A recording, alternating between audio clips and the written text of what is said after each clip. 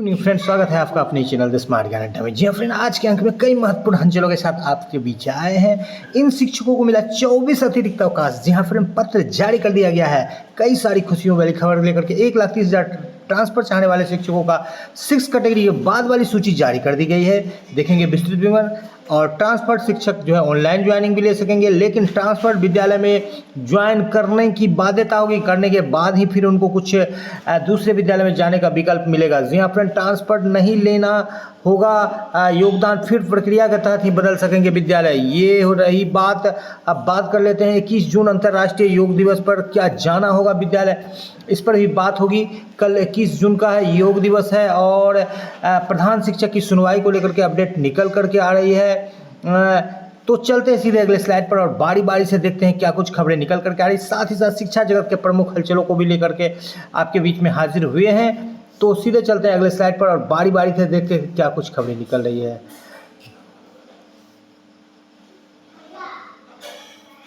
सबसे पहले 11वें अंतर्राष्ट्रीय योग दिवस के विषय पर जो गाइडलाइन निकला है, इस गाइडलाइन को देख करके ये बातें निकल करके आ रही है कि योग दिवस पर आप विद्यालय में हैं या नहीं है। 6:30 से 7:45 तक योग दिवस मनाने की बात हो रही है और साथ ही साथ रजिस्ट्रेशन करके विद्यालय का फोटो जाना है। शिक्षकों की हाजिरी को लेकर के ई शिक्षा कोष ऐप पर हाजिरी फिलहाल नहीं बनेगा और अटेंडेंस रजिस्टर में भी नहीं बनेगा। इसलिए यदि आपके प्रधानाध्यापक के साथ लाइजनिंग है तो आप कोऑर्डिनेट करके इसमें काम चला सकते हैं। ठीक है, फिलहाल आगे चलते हैं, देख लेते हैं ट्रांसफ़र पोस्टिंग को लेकर के ऑनलाइन ज्वाइनिंग को अभी यहाँ पर विकल्प मिला है शिक्षकों को और शिक्षक ऑनलाइन ज्वाइनिंग ले सकते हैं ई शिक्षा कोष ऐप पर जा करके। जी हाँ फ्रेंड, बात कर लेते हैं अक्षर योजना के तहत जो है तालीमी मरकज को जो यहाँ पर 2 दिनों का अतिरिक्त अवकाश प्रति माह, इस तरह से साल में 24 अवकाश दिए गए हैं और ये एसएल के रूप में मिलेंगे। माह में 2 लगातार दिन। फिलहाल इन शिक्षकों, शिक्षा सेवक और तालीमी मरकज को यह अवकाश प्राप्त नहीं था। 6 कैटेगरी के बाकी बचे शिक्षक देख लेंगे। अभी विद्यालय में जो अभी उनको लिस्ट मिलेगा इस शिक्षा कोष ऐप पर महिला पुरुष जोड़ी वाले लगभग 40,000 सूची की अपडेट की गई है लिस्ट, आप देख सकते हैं। और 23 तक जो है सभी शिक्षकों को अपने स्कूल में ज्वाइन कर सकते हैं, 23 से 30 तक। और बीपीएससी शिक्षिका ने प्रेमी संग बेटे की हत्या के कर 100 को जलाया। बिल्कुल अजीबोगरीब खबर निकल करके आ रही है।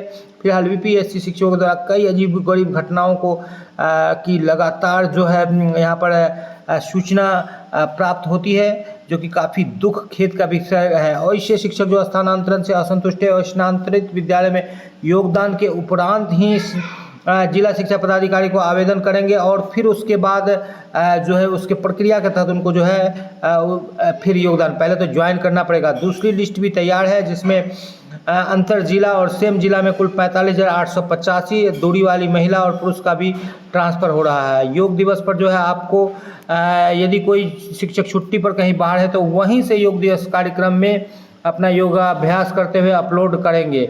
तो विद्यालय से यहाँ अपलोड करना है yoga.ayush.gov.in पर जाकर के यहाँ पर डाल देना है। जी हाँ फ्रेंड, बात कर लेते हैं प्रारंभिक मध्य माध्यमिक विद्यालय में विद्यालय संचालन को लेकर के विस्तृत गाइडलाइन जारी किया गया है।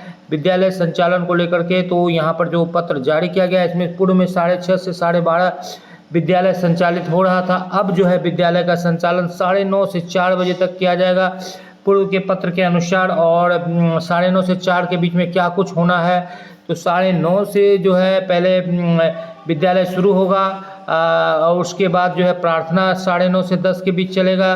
पहली घंटी 10:30 से 10:40, 10 से 10:40, 10:40 से 11:20 दूसरी घंटी, 11:20 से 12 बजे तक तीसरी घंटी, 12 से 12:40 एमडीएम होगा, 12:40 से 1:20 जो है चौथी घंटी, 5वीं घंटी 1:20 से 2 बजे तक, छठी घंटी 2 से 2:40, 7वीं घंटी 2:40 से 3:20, 3:20 के बाद जो 8वीं घंटी होगी, एक खेल की घंटी होगी, वो 4 बजे तक चलेगी। 4 बजे तक छात्र और शिक्षक एक साथ जो है विद्यालय से जाएंगे और यहाँ पर 9:30 से 10 बीच में जो है पोशाक, नाखून वगैरह का चेक जांच करना है और प्रार्थना में भी शामिल है।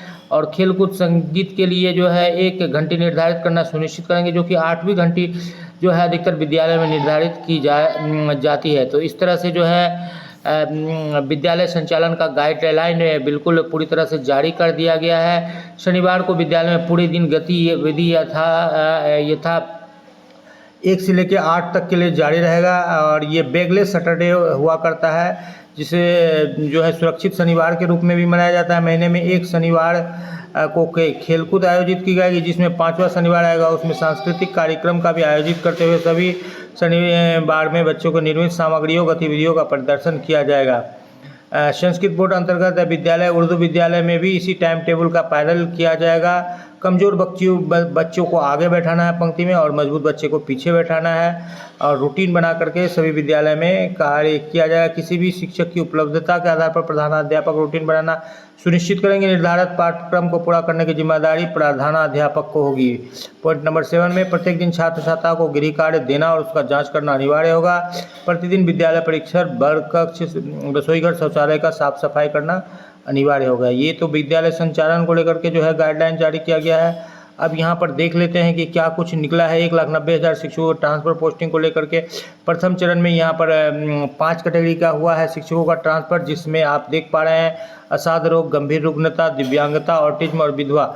दूसरे चरण में जो आज जारी होगा पति पत्नी के पदस्थापन के आधार पर, फिर ऐच्छिक स्थान से पदस्थापन वर्तमान दूरी के आधार पर, और चौथे चरण में ऐच्छिक स्थान से वर्तमान पदस्थापन के दूरी के कारण पुरुष शिक्षकों का स्थान। तो 4 चरणों में यहाँ पर ट्रांसफ़र पोस्टिंग की जाएगी और लगातार ट्रांसफ़र पोस्टिंग से संबंधित सूची जारी की जा रही है। और विशेष परिस्थिति में स्थानांतरित तो दायर अभ्यर्थन की स्क्रूटनी के लिए पत्र जारी किया गया है। शिक्षक का नाम, शिक्षक का ID, आवेदक द्वारा समर्पित तथ्य उनके आवेदन की अनुक्रमांक, आवेदक द्वारा समर्पित तथ्य उनके आवेदन के अनुरूप है या नहीं है, और श्रेणी के आधार पर विचार किया जा सकता है। तो इस तरह से ये पत्र जारी किया गया है। और योगदान करना है, जब आप नए विद्यालय में योगदान जाएंगे तो उसके लिए ई शिक्षा कोष ऐप को ID को लॉगिन करने के बाद request for transfer on special ground पर क्लिक करना है। उसके बाद आपके नाम के सामने में ज्वाइनिंग पर क्लिक करना है और ई शिक्षा कोष ऐप में आपका ज्वाइनिंग उसी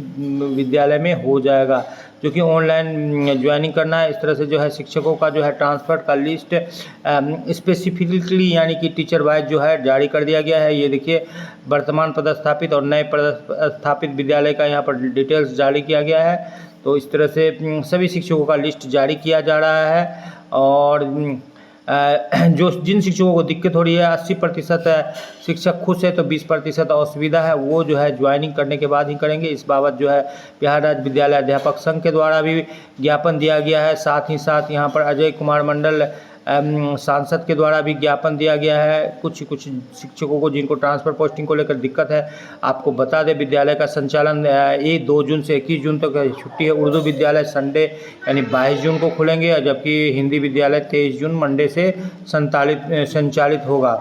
और 9:30 से लेकर के 4 तक विद्यालय संचालन का समय होगा। 9:30 से पूर्व जो है ऑनलाइन अटेंडेंस ई शिक्षा कोष ऐप पर बनाएंगे, और शिक्षक ई शिक्षा कोष ऐप को अपडेट जरूर कर लेंगे, क्योंकि लंबे समय से उनका ई शिक्षा कोष ऐप जो है यूज़ नहीं किया जा रहा है। तो ऐसी स्थिति में अपडेट करना ज़रूरी है। PBL को लेकर के जो है 24 जून को 11 बजे से जो है यूट्यूब पर लाइव सेशन होगा, जिसमें कि जुड़ना अनिवार्य होगा।